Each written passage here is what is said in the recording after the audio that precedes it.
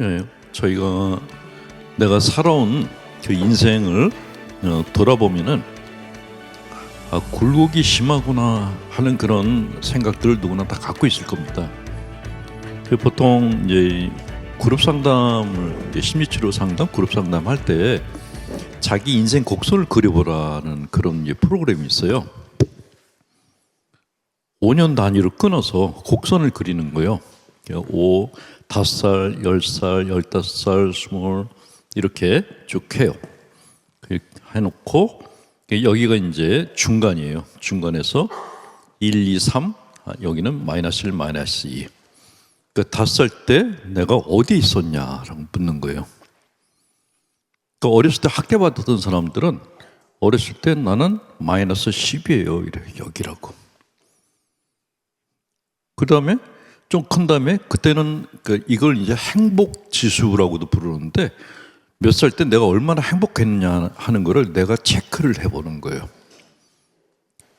이거는 여러분들이 오늘 저녁에 혼자 있을 때 한번 해보세요. 엄마 뱃속에서부터 시작하는 거예요. 그때 내가 행복했나? 태어나서 행복했나? 이렇게 보는 거죠. 저는 어렸을 때 그냥 초등학교 다닐 때까지는 그냥 평범했어요. 제 느낌으로 어렸을 때는 한 5 정도 됐는데 학교 들어가면서부터 이렇게 다운돼 가지고 그냥 이렇게 갔어요. 그러다가 사춘기 때 더 내려갔어요. 청년기 때 마이너스 떨어졌어요.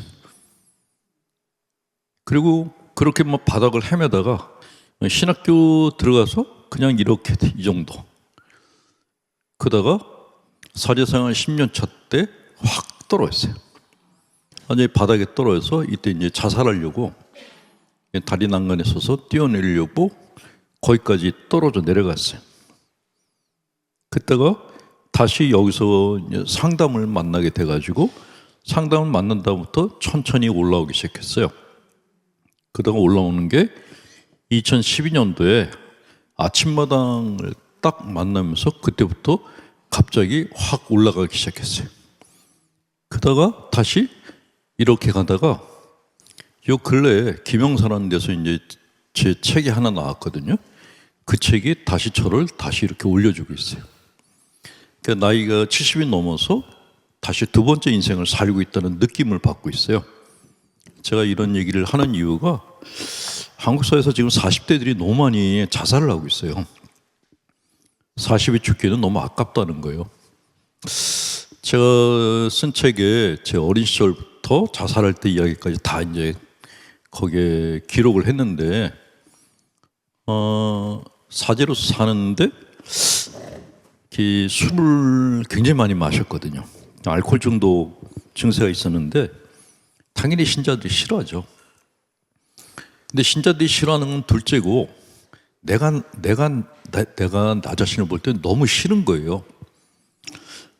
그러니까 머릿속에서 계속 생각나는 게 너 같은 게 살아서 뭐해? 이게 떠나질 않더라고요. 마지막에는 차라리 없어지는 게 낫지 않아? 그러니까 그때 소망이 뭐였냐면 아예 내 존재 자체가 없어졌으면 좋겠다. 무로 돌아갔으면 좋겠다. 그냥 먼지처럼 사라져서 태어나지 않았던 존재같이 됐으면 좋겠다는 생각이 너무 간절했어요. 그게 우울증이라는 것을 몰랐어요. 그래서 이제 그래 뭐 날 찾는 사람도 없고 필요로 하는 사람도 없으니까 그냥 없어져 주자. 죽으려고 저 산골짜기 계곡 그 줄이 이렇게 다리가 있는데 그 다리 중간에 서서 밑을 내려다봤더니 밑에 강바닥이 말라가지고 이제 돌들이 하얗게 깔려 있는 거예요. 여기서 뛰어내리면 그냥 직사하겠구나. 난간을 잡았는데 갑자기 허공에서 누가 소리를 치는 거예요. 너 여기서 이대로 끝낼 거야? 이거 아무도 없었는데 순간 드는 생각이 이건 환청인가? 내가 잘못 들었을 거야. 그래서 다시 난간을 잡았는데 두 번째 이렇게 벼락 치는 소리가 들린 거예요. 너 이대로 여기서 끝낼 거야 라고. 지금도 그 소리가 너무 선명해요. 근데 야단치는 소리였는데 그 소리를 듣고 듣고 생각해보니까 제가 44살인 거예요. 아, 죽기 너무 억울하다 그런 생각이 들었어요. 그래서 다시 이제 숙소로 돌아왔죠.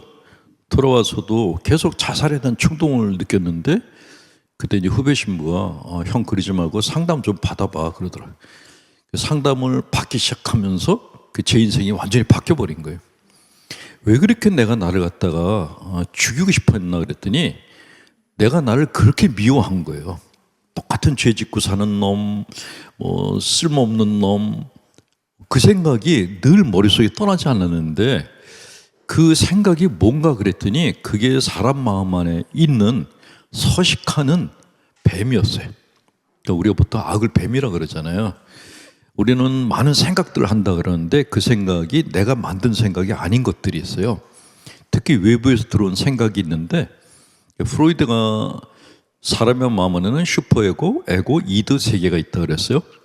하나는 도덕적 자아고, 하나는 자기 자아고, 하나는 본능적 자아라 그랬는데 우리 마음 안에 이제 그 도덕적 자아라는 게 있는데 얘는 이제 사람이 올바르게 살아라라고 명령하는 애인데 얘가 너무 비대해지면은 이게 폭군이 되는 거예요.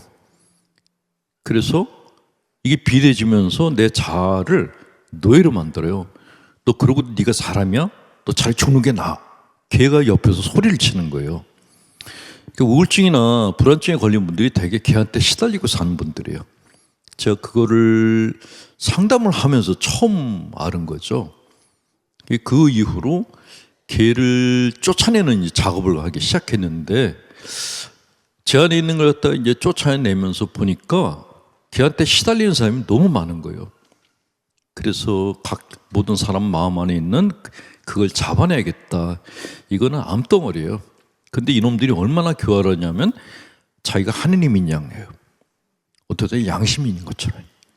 근데 확실하게 구분해야 될 게 내가 여러분들이 갖고 있는 생각이 이게 나를 행복하게 하는 게 아니고 나를 학대하는 것 같다 그러면 그건 악이에요. 악. 그건 부모도 아니고 하나님도 아니고 그건 악이에요. 내가 죽기를 바라고 내가 병들기를 바라는 악의 소리가 내 안에 있어요. 우리가 보통 사탄이라 그러는데 중세 때는 꼬리가 달리고 뭐 뻘겋고 이런 걸 마귀라 그랬어요. 근데 지금 현대판 마귀는 그게 아니고 안 보여요. 비존재로 존재하는데 내 마음 안에 서식하고 있어요. 그리고 얘는 내가 망가지길 바래. 죽길 바라고. 그러니까 지금 자살자가 많다는 것은 얘네들이 굉장히 많이 활동하고 있다는 거예요. 예수님도 얘한테 시달렸었어요. 예수님도 자살 충동을 느낀 적이 있어요. 공생활 막바지에 당신이 단식하느라고 허기졌을 때 그 유혹자가 예수님을 절벽 위에 세워놓고 뛰어내리라 그랬잖아요. 그게 자살 충동이에요. 그럼 뭐라 그래요? 뛰어내리면 천사들이 널 안아줄 거라고. 이게 유혹자들이 하는 말이에요. 보통 자살하는 사람들한테 얘네들이 가서 뭐라 하냐면 죽으면 다 끝나. 죽으면 모든 게 다 해결돼. 편안해질 거야? 라고 유혹을 하는 거예요. 그를 예수님도 똑같이 경험하셨다는 거죠. 근데 그 유혹자는 사람이 다시 살아나는 걸 절대로 원치 않아요. 그래서 제가 영성심리 하면서 사람 마음 안에 이런 게 있네? 하는 거를 발견하고 야, 이걸 잡아내야겠다. 근데 얘네들이 갖고 있는 특성이 명령적으로 말을 하는 거예요. 이거 해. 그거 하지 마. 이거는 하나님이 아니에요. 내 안에 서식하는 뱀이에요. 제가 지금 하는 일은 상담가라 그러는데 사실은 뱀 사냥을 해요. 사람들하고 대화하다 보면은 그 뱀이 보여요. 그 사람 말에서 보여요. 그러니까 대화를 하는데 이렇게 당당하게 대화하지 못하고 위축돼 있어요. 그런 노예로 있다는 거예요. 이게 바로 느껴지거든요. 일단은 내가 갖고 있는 생각 중에서 나를 불행하게 만드는 생각들은 쫓아내시는 게 좋아요. 너 같은 게 살아서 뭐해? 이 생각이 들거든. 이건 내 생각이 아니야. 넌 나가! 라고 소리쳐야 돼요. 그걸 겟아웃 요법이라고 그래요. 예수님 때에는 사탄아 물러가라 그랬어요. 근데 지금 우리가 하는 거는 겟아웃. 너는 내가 아니야. 나가! 그러세요. 그럼 얘가 나가요. 진짜로. 예. 그걸 내보내지 않으면은 걔한테 노예로 살게 돼요. 끊임없이 우울하고 불안하고 열등감이 시달리고 이런 삶을 살게 돼요. 그래서 제가 자살까지 가게 됐던 게 이놈 때문이었구나. 근데 얘가 언제부터 생겼지? 그랬더니 굉장히 어릴 때부터 제 마음 안에서 새끼뱀으로 시작해서 나중에 왕뱀으로 어마어마하게 커진 거예요. 종교 안에서 가스라이팅 당하면서 더 얘가 비대해진 거죠. 맨날 너는 죄인이야, 주님을 죽인 죄인이야, 너 같은 게 용서받을 리가 없어, 너 같은 게 구원받을 리가 없어. 이게 하나님의 소리가 아니라 걔네들이 내는 소리예요. 근데 하느님인 것처럼 행세를 하죠. 그래서 저희가 사이비 교주들을 뱀의 후손이라고 하는 이유가 걔네들은 신자들을 학대를 해요. 귀하게 여기지 않고 너희가 열심히 하지 않으면 14만 4천 명이 못 키워. 이렇게. 어떤 놈은 14만 4천 명 중에 한 자리가 비었어. 집을 다 팔고 우리한테 다 봉헌하고 들어와. 그럼 거기 낄 거야 라고. 근데 종교마다 14만 4천 명의 좌석을 다 팔아. 한 종교당 14만 4천 명이면은 그 많은 종교들이 다 팔면은 어쩌자는 거예요? 그런 사기를 치고 있는 게 사이비 교주들이에요. 어쨌건 걔네들한테 넘어가지 않으려면은 내 마음 안에서 나를 학대하는 소리를 쫓아내셔야 돼. 그 소리를 들으면서 내가 심하게 죄책감을 느낀다. 내가 심하게 일상생활을 못할 정도 힘들다. 그러면 그건 양심이 아니에요. 학대자예요. 그 식별을 잘 해주셨으면 좋겠습니다. 자, 두 번째 강의는 기분에 대해서 얘기를 해드릴게요. 신앙생활이건 일상생활이건 그 중요한 것 중에 하나가 기분이에요. 기분이 좋을 때는 누구나 다 이뻐 보여. 누구한테나 다 잘해주고 싶어. 근데 기분 나쁘면 다 짜증나. 이게 사람 마음이에요. 나는 주님 안에서 늘 평안한 마음을 갖고 있어. 그건 기도할 때면 그래요. 미운 사람 만나면 바로 망가져버려. 그러니까 자기 마음을 너무 믿으시면 안 돼요. 사람 마음은 정말 들쭉날쭉. 변덕이 이만저만이 아닌 게 그게 사람 마음이야. 누구나 다 똑같아. 아침에 헤헤거리다가 저녁에 막 우울해지고 맨날 친하던 친구하고 그 다음날 대판 싸워가지고 헤어지네 뭐네 그러고 이게 일반적인 사람들의 마음이에요. 거기서 벗어난 사람은 한 명도 없어. 한 명도. 다 똑같아. 그러니까 인간의 기분은 원래 변덕스럽다. 근데 이 변덕스러움을 고치려고 하는 게 아니라 그 변덕스러운 기분을 이용하는 게 중요하다라는 거죠. 내 마음이 파도가 막 쳐. 이 파도를 내가 잠재울 수 있나요? 못해요. 그 파도 타는 법을 배우는 게 중요하다라는 거죠. 그래서 여러분들께 두 번째 강의는 이 기분이라는 파도를 어떻게 탈 건가 방법을 좀 알려드릴게요.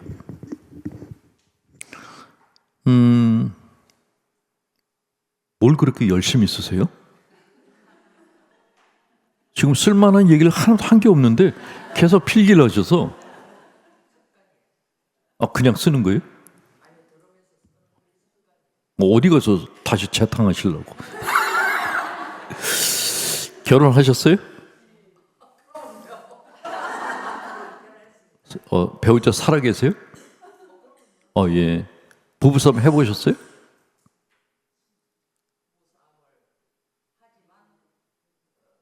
하지만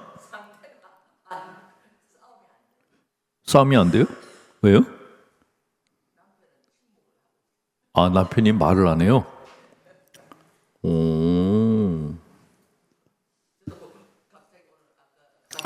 그러니까 막 얘기를 하는데 남편이 가만히 있단 말이죠. 야, 그게 고수예요. 말 대꾸 했다가 그 말 꼬투리 잡고 덤빌까봐 처음부터 그냥 나는 부처야. 그 말을 안 한다는 거는 그동안에 딴 생각을 한다는 거예요. 다른 여자 생각. 부인이 막 이러면은 옛날 만났던 여자들을 생각하는 거예요. 그러면 얼굴이 아주 온화한 상태로 있어요. 진짜 달인이다. 한번 모시고 오세요. 강사로. 그 정말 엄청난 고수예요. 보통은 와이프들이 막 뭐라고 하면 흔들리는데 그 흔들림이 없다는 거는 정말 돌을 깨쳤거나 딴 년이 있다는 거예요.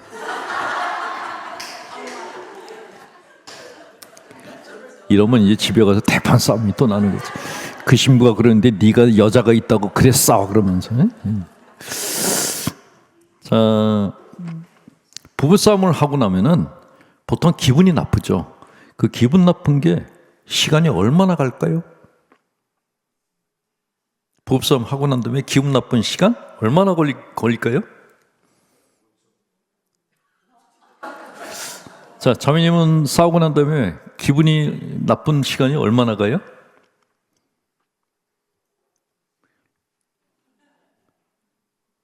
싸운 적이 없구나. 예, 남편이 너무너무 좋아서. 예, 예. 제가 이제 여성 단체에 가서 강의하다가 물어봤어요. 부부싸움 하고 난 다음에 기분 나쁜 게 얼마나 지속됩니까? 그랬더니 한 자매가 저는 그냥 1시간이면 풀려요. 그런데 옆에 자매가 하루, 그리고 그 옆에 있던 자매가 일주일이요. 그리고 그 뒤에 있는 자매가 평생 용서 못해요. 예. 자, 부부싸움이건 어떤 싸움이건 간에 기분이 나빠지는 거는 똑같죠? 근데 그 기분이 나빴다가 좋아지는 데 걸리는 시간이 있어요. 그거를 다니엘 캐네만이라고 하는 심리학자이자 경제학자인 사람이 측정을 했는데 3초였대요. 그 근거를 들어서 얘기를 하나 해드릴게요. 부부가 대판 싸웠어요. 남편이 화가 나가지고 이제 문을 팍 차고 나갔고 부인은 부인대로 속상해서 이불을 뒤집어 쓰고 누웠어요. 누워서 생각해 보니까 이 인간이 예전에 저질렀던 만행들이 차례차례 기억이 나는 거예요. 그러니까 저녁 때쯤 되니까 머리가 막 깨질 것 같아. 그리고 화가 머리끝까지 올라와서 이 인간이 들어와서 하는 행동을 봐서 내가 같이 살든가 이혼하든가 결정해야겠다라고 생각했대요. 근데 남편이 저녁에 문을 열고 들어오더니 소리를 버럭 지르더래요. 밥도 안 하고 지금까지 자빠져 누워 있는 거야? 그 부인이 그 얘기를 듣고 너랑 이제 끝이다 라고 맘먹었대요. 근데 남편이 방문을 또 확 열더니 이거나 보고 자! 그리고 뭘 하나 틱 던져놓고 나갔대요. 부인이 화가 나서 그냥 누워있으려고 그러는데 남편이 던져놓고 한 게 너무 궁금하더래. 그거 보고 자자. 그래서 이불을 제꼈더니 웬 편지 봉투가 하나 있더래. 그 편지 봉투를 열었더니 편지지가 하나 나왔어요. 거기에 남편이 이렇게 썼대요. 여보 미안해. 내가 잘못했어. 다시는 안 그럴게. 근데 그걸 보고 부인이 화가 더 났대요. 지난번에 쓴 거하고 똑같이 썼다는 거예요. 그래서 그 부인이 화가 나서 편지 봉투를 집어 던졌대요. 근데 봉투에서 뭐가 또 하나 떨어지더래. 그 떨어진 거 봤더니 여보 미안해. 이거 가지고 당신 하고 싶은 거 다 해. 앞면을 봤더니 500만 원짜리 수표였대요. 자, 기분이 좋아지는데 걸린 시간? 1초도 안 걸려. 순식간에 바뀌어, 순식간에. 사람 마음은 내가 어떤 사람이 싫잖아요. 이게 죽을 때까지 이럴 것 같아. 안 그래요. 근데 왜 다른 사람에 대한 그 내가 싫어하는 마음이 계속 유지가 될까요? 왜 그럴까요? 상대방이 나한테 500만 원을 안 줘서 그런 거예요. 그러니까 상대방이 내 마음이 풀어지게끔 뭔가를 해줘야 돼요. 그래야지 이게 사그라들어요. 근데 하나 팁이 있는데 이거는 이제 남편분들한테 해드린 얘기인데 부부싸움하고 와이프가 화가 났어요. 와이프가 화가 난 게 일이야. 그러면 일만큼 화가 난 그 부인의 마음을 풀어주는데 선물을 몇 배 선물을 해줘야지 풀릴까요? 이 경제학에서 이거를 1대5의 법칙이라고 그래요. 삐진 거에 5배 선물을 해줘야 된대요. 그러니까 앞에 있는 자매님의 남편이 아무 말도 안 하는 게 5배를 해주느니 그냥 가만히 있는 게 낫다고 생각해요. 진짜 고수인 거예요. 돈 한 푼 안 쓰고 그냥 네가 던져라. 그냥 난 딴 년 생각할란다. 이러고 있는 거죠. 큰일 났다 이제 저녁에. 1대5의 법칙이에요. 그러니까 상대방이 나한테 잘해주는데도 내 마음이 안 풀리는 거는 5배가 안 돼서 그런 거예요. 이게 일반적인 모든 사람들의 마음이래요. 그러니까 그렇게 비용을 들이지 않으려면 처음부터 잘해주는 게 낫다는 거죠. 예. 제가 이제 심리학 강의 때 이 얘기를 듣고 그럴 리가 없어 라고 생각했어요. 저는 신학생 때 신학교는 거의 사관학교예요. 반 군인으로 키워요. 반 종교인, 반 군인. 생각하는 것도 군대식 사고방식이 많이 가져요. 기도하면 마음은 바꿀 수 있어. 이런 식으로 이제 교육을 받았거든요. 그러니까 심리학 공부하기 전에는 사람 마음은 기도로, 믿음으로 바꿀 수 있어. 이런 신념이 있었어요. 그 첫 번당에 나왔는데 신자분들이 저를 너무너무 좋아하는 거예요. 그때는 마음 안에서 기분이 막 업이 됐어요. 그 기분이 안 무너질 것 같아. 야, 이거 사제생활은 정말 할만하다. 이렇게 사랑을 받는 일이라면 죽을 때까지 할 것 같다라는 이제 자신감이 생겼어요. 할머니들이 저를 볼 때마다 항상 칭찬을 했어요. 너무 잘생기고 이쁜 신부 같다. 지금이야 제가 노인인데 그때만 해도 공유하고 비슷하게 생겼어요.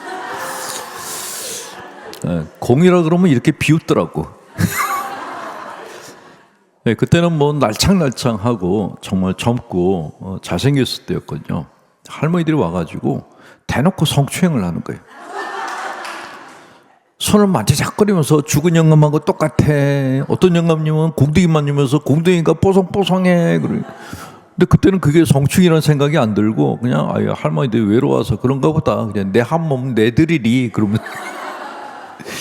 여기저기 만지는데도 그냥 가만히 있었어요. 그리고 할머니들 중에 어떤 분이 오셔서 아깝다 그러는 거예요. 내가 손녀딸 하나 있는데 이뻐 마음 바꿀 생각 없어? 그래요.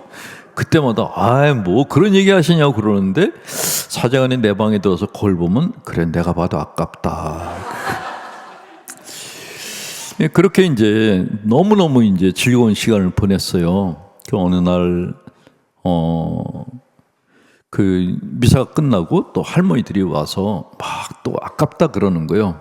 근데 저쪽에 지나가는 자매 둘이 지나가면서 제 얘기를 하는 거예요. 자, 여러분들이 하나 아셔야 될 게 우리들의 귀한 눈은 굉장히 선택적으로 보고 들어요. 모든 걸 다 듣고 보는 것 같죠? 안 그래요. 나하고 해당되는 것만 보고 들어요. 이렇게 많이 앉아 계셨어도 만약에 내가 관심 있는 사람이 누구다 그러면 그 사람만 보여요. 다른 사람은 안 보여. 듣는 거는 자기들끼리 얘기해. 이건 안 들려. 근데 누가 내 얘기해. 그건 다 들려요. 그게 선택적이에요. 두 자매가 지나가면서 새로운 보좌 신부가 그러는 거예요. 할머니들이 막 아깝다 그러는데도 그 소리가 들렸어요. 뭐라 그러는 거지? 저렇게 조그마니까 장갈 묶고 신부 생활 하지? 그 지랄들을 하고 지나가는 거예요. 근데 그 얘기를 듣는데 할머니들하고 막 웃고 있는데 갑자기 여기서 뭐가 욱 하고 올라오는 거예요. 그래서 지나가는 바인데 내가 왜 이렇게 신경 쓰지? 쪽팔리게? 눌렀어요. 다 이제 신자분들 가시고 사제관 방에 들어왔는데 계속 여기서 뭐가 올라오는 거야. 근데 제 스스로가 너무 창피한 거예요. 내가 신학교에서 몇 년을 영신 수련을 하고 온갖 명상을 다 하고 별의별 걸 다 해봤는데 그 지나가는 자매가 흘린 말 가지고 이렇게 흔들리지? 그게 막 너무 자존심이 상했어요. 누르곤 눌렀는데 잠이 안 오는 거예요. 그러다가 엎치락 뒤치락 하다가 새벽 2시에 뜻하지 아니한 방언이 터졌어요. 누워있다가 갑자기 방언이 탁 튀어났어요. 야 이년들아, 니년들이 나한테 해준 게 뭐가 있다고 이년들아, 내 키 가지고 지랄들이야 이년들아 라는 소리가 확 튀어났어요. 그를 전문용어로 욕질 방언이라고 얘기를 해요. 그러고서 퍼져 잤어요. 자, 여러분들이 밤에 잠이 안 올 때는 욕을 시원하게 하는 게 좋아요. 이게 욕을 쌓아놓는 거는 이게 똥을 안 싼 거하고 똑같은 상태예요. 똥 마려울 때 화장실 가서 싸고 나면 시원해서 자잖아요. 속이 부글거릴 때는 마당을 걸으면서 온갖 쌍욕을 다 하면은 그것도 오래 못해요. 힘들어서. 5분만 욕하면은 주둥이가 이게 근육이 경련이 와요. 하고 난 다음에 누우면 바로 떨어져요. 예. 이거는 욕질하는 방법도 여러 가지가 있는데 그건 나중에 또 기회가 있으면 해드리고, 어쨌건 그러고서 잤어요. 그 다음날 아침에 미사 끝났는데 그년들이 또 오는 거예요. 저를 보더니 안녕하셨어요 그러는데 내가 안녕해 보이냐? 그 소리가 여기까지 나올 뻔. 근데 너무 쪽팔린 거예요. 그래서 내가 왜 이러지? 그리고 그걸 덮었어. 그랬다가 한참 지난 다음에 이제 상담대학원 들어가서 공부하다가 그 생각이 떠올랐어요. 그때 내가 왜 이렇게 화를 냈을까? 그게 이해가 됐어요. 왜 그렇게 화가 났는가? 자, 사람의 몸에 상처가 나죠? 상처를 그냥 두면 얘가 종기가 돼요. 근데 마음 안에도 똑같이 상처가 있고 종기가 있어요. 상처는 누가 나한테 싫은 소리를 했을 때 생기는 게 상처예요. 종기는 컴플렉스라고 그래요. 이 컴플렉스 중에서 제일 큰 게 열등감이라는 컴플렉스, 열등 컴플렉스. 모든 사람들이 다 열등 컴플렉스가 다 있어요. 돈이 많은 사람은 외모 때문에 컴플렉스, 잘생긴 사람은 학벌이 안 되고, 그러니까 누구나 다 학벌, 외모, 가정 컴플렉스가 다 있어요. 엄청난 미인인데 자기는 코가 못생겼대. 코에 대한 또 컴플렉스가 있어요. 누구나 다 있는데 문제는 이 컴플렉스가 종기 같아요. 이거 건드리면 터져요.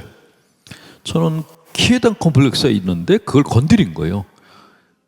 그러니까 제 앞에서 키 그러면 그냥 막 발작을 하는 거야, 안에서. 이게 종기 때문에 그렇다라는 거죠. 예. 그래서 사람 마음이 일관성이 없구나 하는 걸 한번 체험을 한 적이 있었는데 그 반대 체험도 있었어요.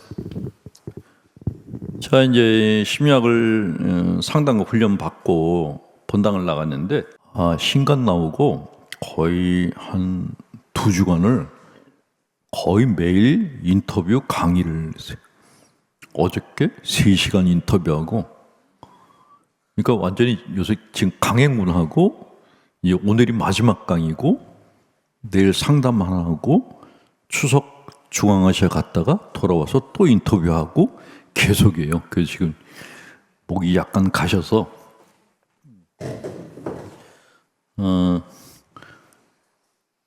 상담가들은 정직하게 말하는 훈련을 받아요. 아까 얘기한 것처럼 우리는 사회생활을 하기 때문에 정직하게 말들을 안 하거든요. 근데 상담가들은 그렇게 그러니까 정직한 표현을 못 하다 보면은 가짜 나가 생겨요. 그러니까 사람들이 보기 좋아하는, 사람들이 보고 싶어하는 나를 만들어서 앞에다 내세우게 돼. 그 내세우다 보면 얼굴에 가면이 이렇게 씌워져요. 우리가 퍼스널리티라 그랬죠. 인격이라고 그랬잖아요. 그 인격이 뭐냐면 원어가 페르소나라는 거예요. 라틴어로. 페르소나가 다시 그 어원이 뭐냐면 히랍어로 프로소폰이라고 그래요.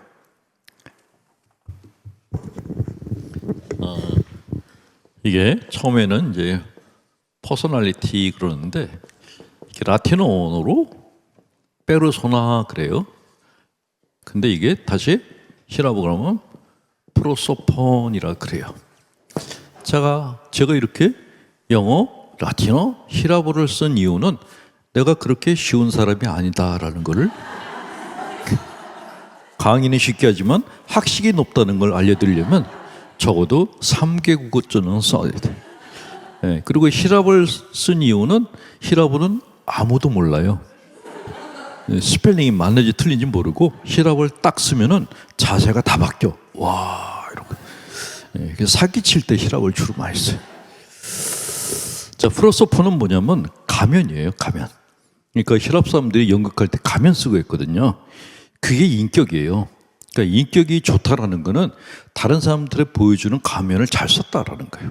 근데 문제는 이 가면에 집착하다 보면 내가 누군지를 모르게 돼. 참 자기가. 그래서 내 안에 있는 나가 좀 성장하려면 뭘 해야 되냐면 정직하게 말하는 훈련을 해야 되는 거예요. 그러니까 뭐 음식을 먹고 맛없다, 맛있다. 저 사람 좋다, 나쁘다. 어린애들 훈련하듯이 표현하는 훈련을 시켜요. 그러니까 상담가들끼리 모여서 대화를 하면은 일반 사람들은 듣지를 못해요. 바로바로 그냥 얘기를 하니까 상처를 받는 거예요. 근데 그런 훈련을 받고 그리고 이제 본당을 나갔어요. 본당 나갔는데 그 습관이 남아 있었어요. 그래서 첫 강론 때 그랬어요. 아, 저는 이쁜 여자가 좋습니다. 그랬죠. 할머니들이 난리가 난 거예요. 새로운 본당 신부놈이 이쁘고 젊은 년들만 좋아한다고.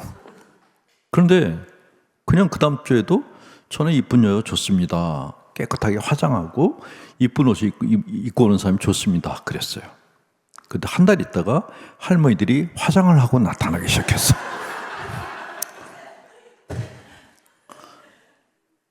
그리고 또 죽일 때가 가까워졌어요.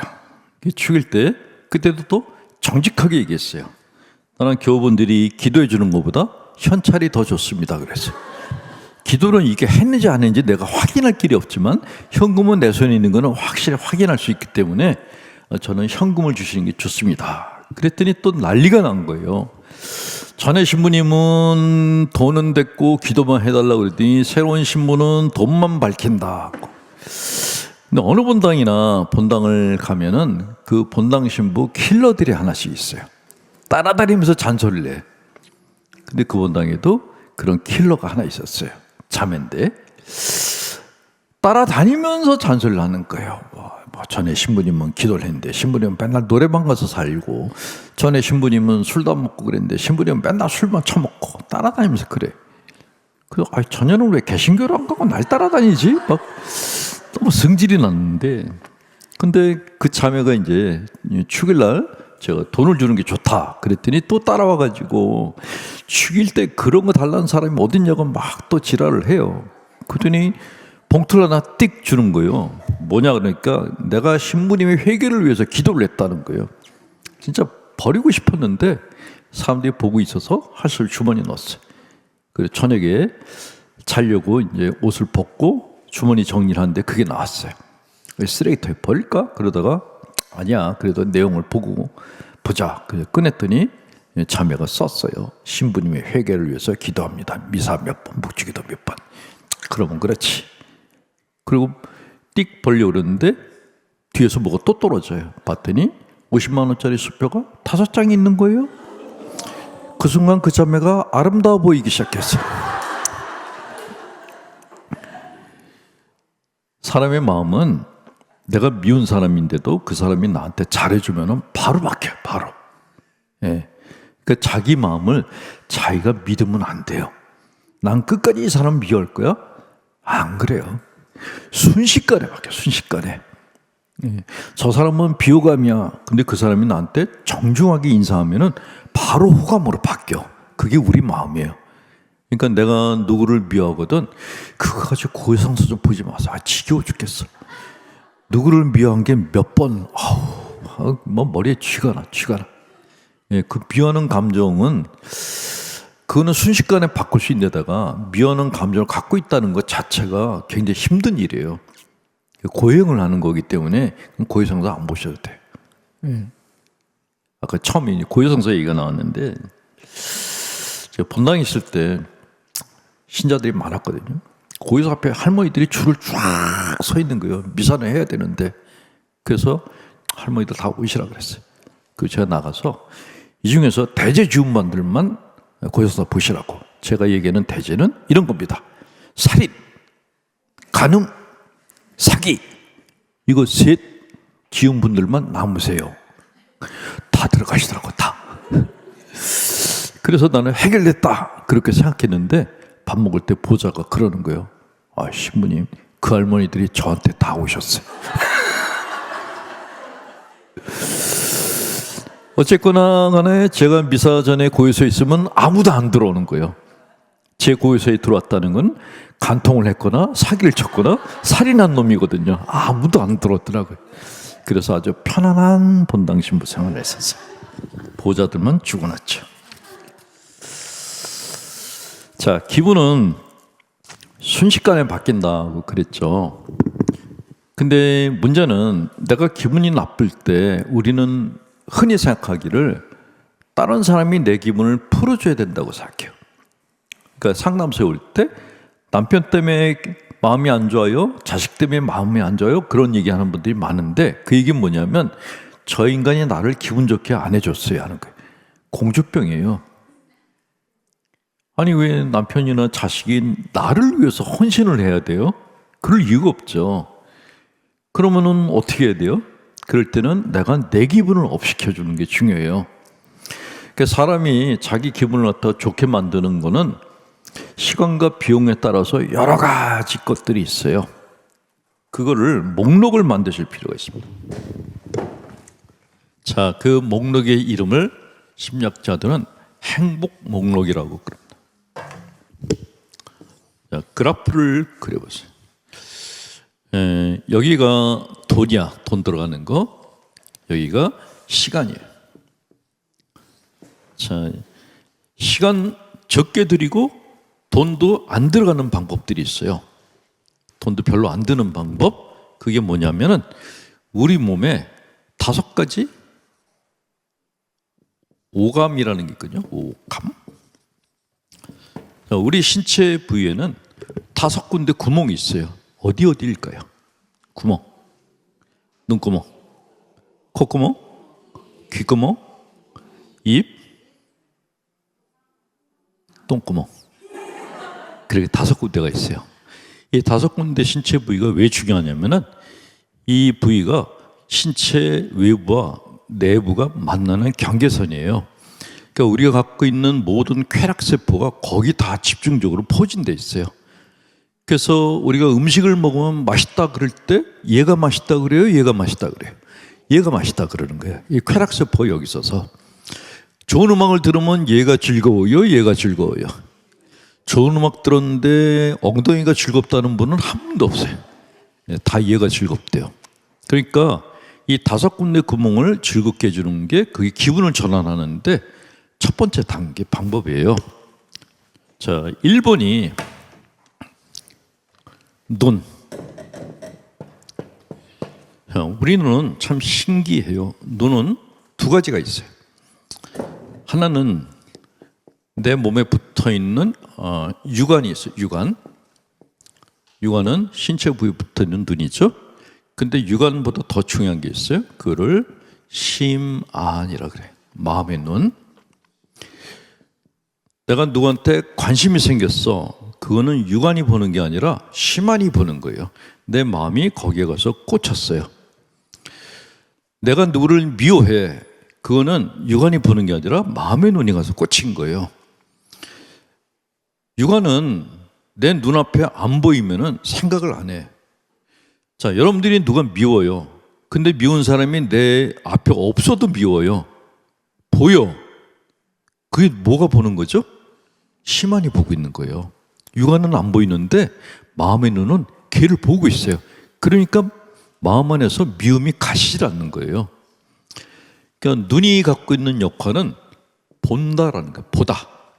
자, 이 본다는 게 왜 중요한가 하면은 우리가 가지고 있는 모든 감정은 보고 난 다음에 생기는 것들이에요.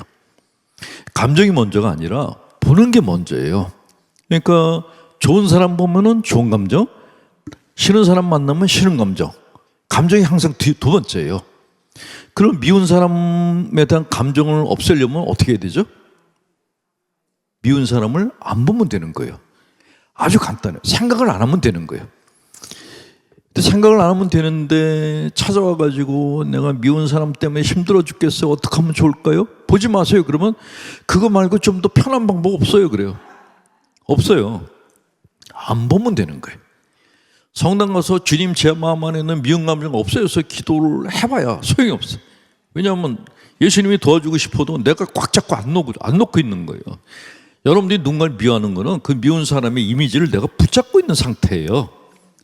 그걸 붙잡고서 얘를 없애달라고 그러는 거야. 아무도 못해요, 그는. 자, 그래서 미운 사람 생각을 안 하는 것, 안 보는 게 답인데 이게 쉽지가 않아요. 그러면 두 번째 방법이 뭐냐? 다른 걸 보면 돼요. 인간의 감정은 순식간에 바뀐다 그랬잖아요. 미운 사람을 볼 때는 미운데 죽을 만큼 믿고 끝까지 미울 것 같았는데 내가 좋아하는 사람을 딱 보면은 얘를 잊어버려요. 우리 마음은 굉장히 심플해요. 그래서 내 감정이 불쾌하고 믿고 그런 감정으로 차 있을 때는 기분 좋은 걸 보여주면 돼요. 애기들하고 비슷해. 애기들은 막 울다가도 엄마가 뭘 주면은 금방 울음을 그치죠. 어른들 마음도 다 똑같아. 부부싸움 하고 나면은 내가 저 새끼하고 앞으로 어떻게 더 살아야 돼? 막 이런 생각하면은 그 배우자에 대한 미운 마음이 가시질 않아요. 또 남편들도 아우 내가 저 지랄 같은 성격까지 마누라하고 언제까지 살아야 돼? 그러면 살 맛이 안 나요. 그러면 그때 부부가 다 서로 살아나려면 어떻게 될까요? 서로 상대방을 보면 안 되고 딴 사람을 생각하면 돼요. 남편은 그동안에 내가 결혼 전에 만났던 수많은 여자들을 생각하면 되고 부인도 결혼 전에 만났던 수많은 남자들을 생각하면 돼요. 저도 이제 결혼을 안 했지만 이게 신부 생활을 하면서 어때 짜증나고 그러면 결혼할 뻔했던 여자들을 생각해요. 한 50명 생각하면은 금방 기분이 좋아져. 예. 인간의 마음은 눈앞에 뭘 갖다 놓느냐에 따라 가지고 바뀌어요.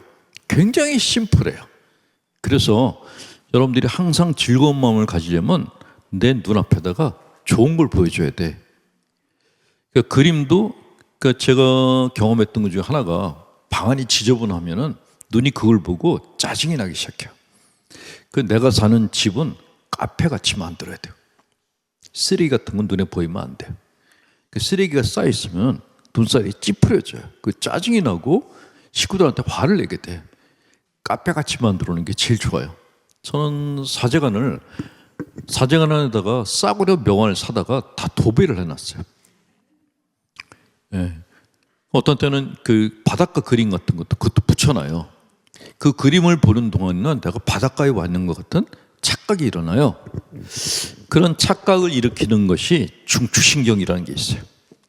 그러니까 하느님이 인간을 창조하실 때 참 여러 가지 생존 기제를 주셨는데 그 중에 하나가 중추신경이에요. 중추신경의 기능은 뭐냐면 내가 어떤 걸 생각하면은 예를 들어서 동남아시아의 어떤 열대지방 바닷가에 내가 있어. 야자수 밑에. 그 그림을 보면서 공상을 하면은 지속적인 공상을 하면 내가 거의 가 있는 것 같은 착각 현상이 일어나요. 파도 소리가 들리고 야자수 냄새가 나기 시작해. 그게 이해가 하는 역할이에요. 탄광이 무너져서 그 탄광수에 묻힌 광부들이 살아나온 사람들이 있잖아요. 그 사람들이 우리가 여기서 어떻게 살아나가지? 그러면 며칠 못 버티고 죽는데요. 그러니까 그 안에서 광부들끼리 얘기를 한대요. 어디 놀러 갔던 얘기, 옛날에 좋았던 얘기. 그러면은 자기들이 처해 있는 상황을 뇌가 잊어버린다는 거예요. 우리 뇌는 굉장히 단순해요. 내가 뇌한테 어떤 걸 보여주면 얘는 그거를 현실로 인식을 해. 이게 우리가 생존하는 방법이에요. 먹고 살기 힘들수록 좋은 그림을 보여줘야 돼. 그림 하나 사는데 그렇게 많은 돈 들이는 거 아니거든요. 그리고 특히 사진, 옛날에 좋았던 추억, 그런 사진을 깔아놓고 차례차례 보는 거예요. 그러면 얘가 알아서 내 마음 안에 있는 불편한 그림들을 다 삭제를 시켜줘요. 이게 생존 비법이에요. 아주 간단한. 눈이 있고, 두 번째는 코. 좋은 냄새를 맡게 해줘야 돼. 좋은 냄새 중에 하나가 커피 냄새. 이 커피 냄새가 희한해서 커피 냄새를 맡으면은 순식간에 자기가 굉장히 고급 카페에 들어와 있는 것 같은 그런 착각 현상이 빠져요. 싸구려 커피도 상관없어요. 홀짝 마시지 말고 가만히 앉아서 커피 향만 맡으세요. 그리고 머릿속으로 상상하는 거예요. 내가 지금 유럽의 어떤 휴양지에 와서 굉장히 우아한 카페에서 나 커피를 마시고 있어 라고 상상을 해보는 거예요. 그러면 텐션이 쫙 빠져나가요. 그게 우리가 사는 방법이에요. 그러니까 비싼 돈 가지고 우리 기분을 전환할 수 있다? 명품을 사야 된다? 아니에요. 인간의 뇌는 AI라 그래요. AI가 뭐냐면 애예요, 애. 얘는 7살짜리 애예요. 명품 가방 그거나 가짜 명품이나 구분을 못하는 애예요. 그냥 이거 너한테 주는 거야 그러면 얘는 즐거워하기 시작해. 이를 그렇게 활용하셔야 돼. 그 다음에 이제 입이죠. 주부들이 되게 식구들이 먹다 남긴 걸 막 비벼가지고 드시는 분들이 있는데 그런 몸이 비빔밥 같이 돼요. 비빔밥처럼. 반대 식사는 한정식을 차려놓고 드셔야 돼요. 그러니까 식사는 내가 나를 대접하는 거예요. 아무거나 드시면은 몸이 네가 날 학대하는구나 라고 생각해가지고 몸이 망가지기 시작해요. 최대한 존중해 주는 거예요. 아무리 먹고 살기 힘들어도 밥, 국, 반찬 제대로 차려서 놓는 거예요. 절대 서서 드시지 마세요. 서서 먹으면은 얘가 급해져. 아, 빨리 나가라는 건가 보다. 그 후다닥 먹고 복통이 나는 거예요. 그래서 내가 혼자서 식사할 때에도 반드시 정찬처럼 차려놓고 드셔야 돼요. 옷도 아무거나 입고 그렇게 드시지 마세요. 정찬 식당 가면 정복 입고 먹잖아요. 집에서도 그렇게 기분이 우울할 때일수록 우아한 드레스를 입고 한정식을 차려놓고 천천히 식사하고 커피도 천천히 먹고 그리고 앞에다가는 굉장히 이쁜 풍경을 붙여놓고 그걸 보면서 천천히 이렇게. 안식일이라는 개념이 뭐냐면은 안식일이 사람답게 사는 날을 의미해요. 일주일 동안 쫓기면서 정말 사람답지 못한 삶을 살았잖아요. 막 쪼들리고.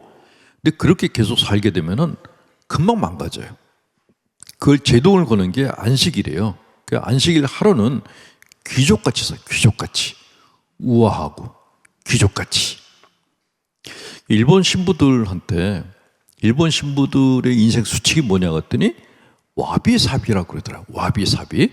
그게 뭐냐 그랬더니 혼자서 우아하게 래요. 그게 와비사비래요. 여러분들은 그렇게 사실 필요가 있어요. 식구들하고 있으면 막 시끌벅적하고 식구들 다 나고 나면 공허해가지고 혼자서 그냥 파자마바라보로 라면 먹으면서 TV 보잖아요. 그때부터 망가지기 시작하는 거예요.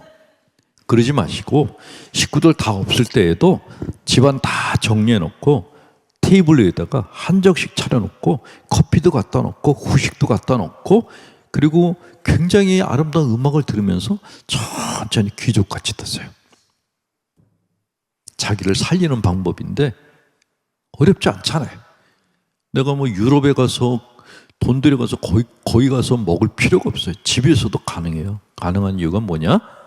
얘가 애라서 그래요. AI를 속이면 돼요. 그리고 귀는 즐거운 소리를 들려주면은 여기서 굉장히 긍정적인 호르몬이 분비가 되기 시작합니다. 제가 예전에 재개발 본당에서 사목을 했는데 동네 깡패들이 계속 돌아다녔어요. 새벽 4시까지. 어느 날 막 짜증이 나는 거예요. 저 새끼들을 저 괴롭히고 싶은데 이게 싸움을 해봐야 내가 터질 거고 나는 혼자고 쟤들은 다수고 덩치도 크고 그러니까 싸움이 안 되는 거예요. 쟤를 어떻게 하면 괴롭힐 수 있을까 생각하다가 아이디어가 딱 떠올랐어요. 뭘까요? 남편이 개가 천사는 자매님. 그 깡패들을 괴롭히는 방법이 뭐였을까요? 제가 힌트 드렸잖아요. 귀라고. 예, 클래식을 틀어줬어요. 공부 못하는 것들은 클래식을 싫어해요. 걔들은 뿡짝이나 좋아하지 클래식 싫어하잖아요. 그래서 음악가게에서 클래식을 갖다가 이만큼 사다 놓고 오디오도 고급으로 사다 놓고 사제관문을 다 열어놓고 저는 새벽 4시에 깨고 걔들은 새벽 4시에 자는 시간이에요. 새벽 4시에 깨가지고 그걸 있는 대로 풀로 볼륨을 올려놨어요. 베토벤인지 뭐 바한지 저는 몰라요. 그냥 틀었어. 근데 그렇게 계속 틀면서 걔들 이제 정신적 고문을 했는데 한 달쯤 지났는데 갑자기 제 머리가 너무 시원해지는 거예요. 그래서 아니 이게 무슨 현상이지? 그 성가대 지휘자한테 물어봤더니 그것도 모르셨냐고. 클래식 음악 감상이 영혼을 샤워시키는 거라고. 정말 명언을 들은 거예요. 클래식 음악 감상하는 게 내 마음을 씻겨주는 거예요. 그래서 지금도 머리 아픈 일이 생기면은 그냥 문 다 잠가버리고 클래식 음악을 있는 대로 크게 틀고 그 음악 속에 나를 그냥 집어 던져요. 그렇게 한 30분만 있어도 정리가 돼요. 그게 귀가 갖고 있는 특성이에요. 마지막으로 그러면 학문은 어떻게 주면 좋겠는가? 뭐 학문한테 한정식을 차릴 수도 없고 얘한테 뭘 먹일 수가 없잖아요. 학문에 대한 이야기 한 가지만 해드릴게요. 어떤 형제님이 사업이 너무 안 돼서 힘든 분이 계셨어요. 근데 이분이 너무 사업이 안 되니까 이제 부인하고도 이혼하고 애들도 다 이제 다른 데 가서 살기 친척집에 갔어요. 자기도 이제 집도 없고 돈도 없으니까 차라리 죽는 게 낫겠다 그랬대요. 그래서 사는 것도 힘든데 죽는 것도 비참하게 죽기 싫어서 동해안 가서 가장 경치 좋은 곳에서 떨어져 죽자 생각했대요. 그리고 차를 탔대요. 근데 그때가 관광 시즌이었대. 강원도 가는 차들이 줄져 쓴 거예요. 차가 가질 않아. 근데 이 사람이 아침에 라면을 먹었는데 라면이 체에 있는지 복통이 왔어. 설사가 온 거예요. 내가 동해안 가서 죽기 전에 똥 마려 죽겠다는 생각이 들어요. 그래서 기사한테 나 똥 좀 싸게 잠깐 내려달라 그랬더니 기사가 뭐 어차피 차가 밀렸는데 그냥 싸고 오라 그랬대요. 이 사람이 부지런히 내려서 논두길 밑에 내려가서 똥을 싸고 담배를 피워 물었더니 살맛이 나더래요. 다시 돌아왔대요. 배변이 굉장히 중요해요. 배변. 그러니까 설사를 계속하면은 힘들어요. 항문이 힘들어요. 그러니까 굵은 똥을 싸야지 항문이 행복해요. 그게 항문의 기능이에요. 예. 그 똥구멍을 잘 관리를 하셔야 되고 눈, 코, 입, 귀 이걸 관리만 잘하셔도 우울증이 안 빠져요. 제가 얘기한 것 중에서 비용이 들어가는 큰 비용 들어가는 게 하나도 없어요. 다 간단간단하고 적은 시간에 할 수 있는 거죠. 자, 이 모든 것보다 한 푼도 안 들이고 짧은 시간 안에 자기 기분을 업시킬 수 있는 게 있어요. 뭘까요? 웃는 거예요. 웃는 게 왜 중요하냐면 아까 얘기했잖아요. 뇌는 아이라고. 얘는 딱 7살짜리 애 같아요. 부모가 둘이 앉아서 먹고 살기 힘들어. 당신이 왜 돈도 못 벌어? 싸우면은 애들이 겁을 먹어요. 근데 먹고 살기 힘든데 부모가 둘이 앉아가지고 재밌는 얘기를 하면서 막 깔깔대고 웃어. 그러면 그걸 보는 애들이 무슨 생각할까요? 저것들이 미쳤구나. 이렇게 생각하는 애는 아무도 없어요. 그 부모가 웃고 떠들면은 뭐가 좋은 일이 생겼나 봐. 애들도 같이 웃고 떠들어요. 뇌는 애예요. 내가 너무 힘들어. 그런데도 웃죠? 그러면 얘가 무슨 좋은 일이 생긴 줄 알고 긍정 호르몬을 만들어내요. 그러니까 먹고 살기 힘든데도 잘 웃고 하는 분들이 병에 안 걸리는 이유가 그래서 그런 거예요. 근데 내가 오만 상을 쓰면은 얘가 큰일이 난 줄 알고 이상한 호르몬을 만들어내요. 그러니까 그 호르몬에 시달리고 스트레스 시달리다가 암에 걸리는 거예요. 그러니까 암 예방법 중에 제일 부작용이 적고 비용 한 푼 안 들어가는 게 웃는 거예요. 그러니까 입이 웃어야지 뇌도 같이 웃어요. 이거 절대로 잊지 마세요. 살다가 너무너무 우울하고 힘들고 죽을 것만 같다. 그럴 때 거울을 보고 그냥 웃어주세요. 그게 내가 살아나는 방법이에요. 네. 자, 마지막으로 얘기 하나만 해드리고 그리고 끝낼까 합니다. 제가 워낙 너무 많은 데를 강의를 다니고 거의 비슷한 얘기를 해서 들으셨을지 안 들으셨을지 잘 모르겠는데 부부관계는 결혼 안 해서 잘 모르겠는데 부부 상담 하다 보면 어떤 부부들은 정말 자기 배우자에 대해서 10년이 지나고 20년이 지났는데도 우리 남편 멋있어요 하는 부부들이 가끔 있어요. 가끔. 근데 그런 부부들을 보면은 눈에 콩깍불이 씌었구나 하는 게 보여요. 이 콩깍불이 씌었다는 거는 상대방의 장점만 본다는 거예요. 사실 살면서 그렇게 되기 쉽지 않거든요. 그 콩깍불 얘기를 하나 해드릴게요. 어떤 동네에 시집을 못 간 여자애가 있었어요. 자, 우리가 결혼을 안 한 여자를 보고 노처녀라고 부르는 게 몇 살까지 노처녀라고 부를까요? 결혼 안 해도 그 나이 지나가면은 아줌마라고 부르기 시작해요. 몇 살까지가 노처녀일까요? 35살이래요. 왜냐하면 화장품이 피부에 먹히는 게 35살까지래요. 36부터는 뜬대요. 그래서 성당에 할머니들이 오시잖아요. 겨울에 오시는데 뒤에 막 먼지가 일어. 화장품 가루가 날리는 거예요. 이게 먹히질 않는 거죠. 자, 어떤 동네에 34살 반짜리 노처녀가 있었어요. 6개월 후면은 아줌마가 되는 거예요. 근데 얘가 이제 마음이 급해졌어.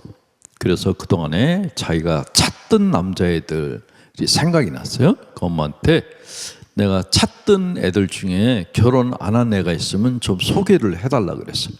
또 엄마가 다행히 그 선봤던 남자애들 주소하고 사진을 하나도 안 버리고 그냥 보관하고 있었어요. 그 자기 딸내미한테 줬어요. 그때 딸내미가 밤새도록 검색을 했더니 그 중에서 정말 잘생긴 놈 하나 사진이 나왔어요.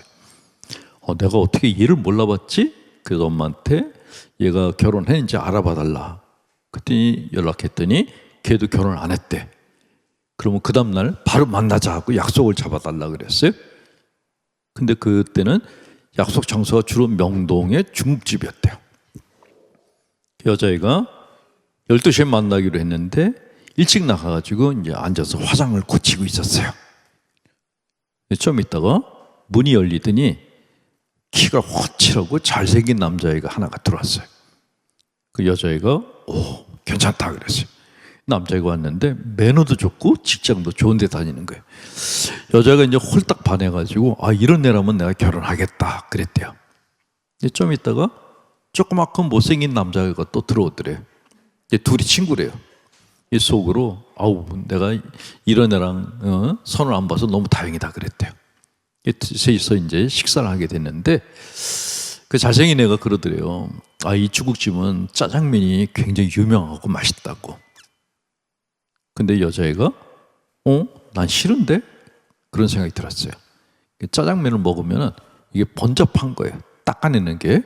그리고 그날 하얀 원피스를 입고 나갔어요. 짜장면 국물이 튈까 봐 난 싫은데 라고 말하고 싶은데 첫 만남부터 그런 얘기를 하면 찍힐 것 같아서 그러세요 그랬어요. 그 남자애가 짜장면을 3그릇을 시켰어요. 이 여자애가 짜장면 국물이 튈까 봐 젓가락으로 한 가닥 국수 가닥을 집어서 먹는데 남자애가 쭝얼쭝얼 거렸어요. 나 주둥이 짧은 여자 싫은디? 그랬어요. 근데 그 여자가 들었어.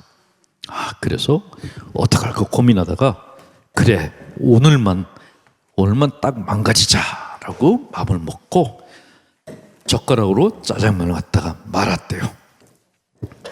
그림을 그리면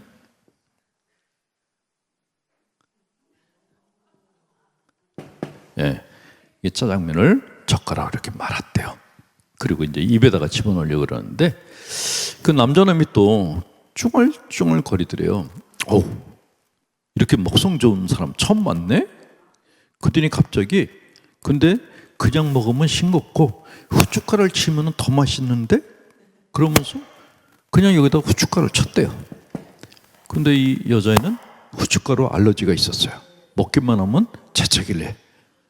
근데 이걸 먹을 수도 없고 안 먹을 수도 없고 그러다가 갑자기 주님께 기도해야겠다는 생각이 들었대요. 그래서 주님께 화살 기도를 쏘아 올렸어요. 주님, 제가 이 짜장면을 입에 넣고 재채기만 안 나게 해주신다면은 그동안에 밀린 교무금을 다 내고 성당에 나가겠습니다. 기도를 했대요. 근데 그리고 딱 집어넣는데 기도가 예수님께 가기 전에 재채기가 먼저 났어요. 그래서 입에서 짜장면 덩어리가 허공을 날아가기 시작했어요. 여자애가 너무 급해서 두 번째 화살기도를 쏘아올렸어요. 주님, 저 짜장면 덩어리가 저 잘생긴 애 말고 못생긴 애 얼굴에 가서 붙게만 해주신다면 매일매일 바치겠습니다. 그랬어요. 근데 짜장면 덩어리가 날아가서 못생긴 애가 아니라 잘생긴 애 얼굴에 가서 똑 붙었어요. 여자애가 너무 급해서 세 번째 화살기도를 쏘아올렸어요. 주님, 저 잘생긴 애가 괜찮아 그러면서 제자리에 앉게만 해주신다면 내가 주님을 위해서 모든 짓 다 하겠습니다. 그랬어요. 근데 기도가 주님께 가기 전에 그놈이 벌떡 일어나면서 이렇게 칠 맞은 여자 처음 봤어. 그리고 나갔대요. 이 여자애가 너무 이제 기가 막힌 거예요. 화살기도 3번이나 바쳤던데 도대체 주님이 내 기도를 듣기나 한 거야? 원망스러웠대요. 그래서 주님께 그랬어요. 차라리 날 죽이시라고. 근데 그때부터 갑자기 숨이 막히기 시작했대요. 그 여자애가 더 화가 난 거예요. 아, 내가 해달라는 거 하나도 안 해주고 내가 그냥 지나가는 말로 죽고 싶다 그랬는데 진짜 날 죽이는 거냐. 그래도 계속 숨쉬기가 힘들더래요. 그래서 오늘 나 죽나 보다. 그래서 죽기 전에 눈이나 한번 뜨고 상황이 어떤 건지 보고나 죽자. 그리고 눈을 떴더니 앞에 아무도 없더래요. 근데 내가 왜 이렇게 숨이 막히지? 거울을 봤더니 거울 속에 보였는데 국수가 입으로 다 나간 줄 알았더니 국수 가닥이 2가닥이 콧구멍으로 이렇게 나왔더래요. 이 짜장면이 국잖아요. 그 콧구멍을 막아버린 거예요. 근데 인간의 뇌는 이게 7살짜리 그랬잖아요. 평소에는 잔머리가 잘 굴려지는데 상황이 어려워지면 갑자기 얘가 마비가 돼요. 생각이 안 들어. 그래서 이걸 그냥 뽑으면 되는데 이게 생각이 안 나서 머리를 흔들었어요. 헤드뱅잉이란 걸 했어요. 그랬더니 그러면 떨어질 줄 알았더니 얘가 같이 흔들렸어요. 머리카락이 흔들리고 국수 가닥도 같이 흔들리기 시작했어요. 주위에 있는 사람들이 그걸 보고 깔깔대고 웃기 시작했어요. 그때 이 여자애가 진짜 죽고 싶다는 생각이 들었어요. 차라리 날 죽여달라라고 기도를 했어요. 근데 갑자기 어떤 놈이 이 여자의 어깨를 건드렸어요. 건드리면서 처녀 쌍판 좀 들어봐 그러는 거예요. 보니까 그 조그만 놈이 안 가고 거기 옆에서 자기한테 그 얘기하는 거예요. 여기서 쌍판은 비속어가 아니에요. 인간의 신체 부위는 상판, 중판, 하판으로 되어 있어요. 그래서 여기를 상판대기라고 그러는 거예요. 그래서 상판을 들어줬대요. 그랬더니 이놈이 그걸 그런다고 그걸 뽑을 수 있겠나? 그러면서 자기 손가락으로 이걸 딱 잡아가지고 확 잡아챘대. 그 순간 여자의 눈에 콩깍불이 탁 씌었대. 멋있다. 근데 그 다음에 이 남자애가 더 멋있는 행동을 해서 둘이 결혼까지 했대요. 남자애가 딱 뽑더니 먹는 건 버리는 게 아니야.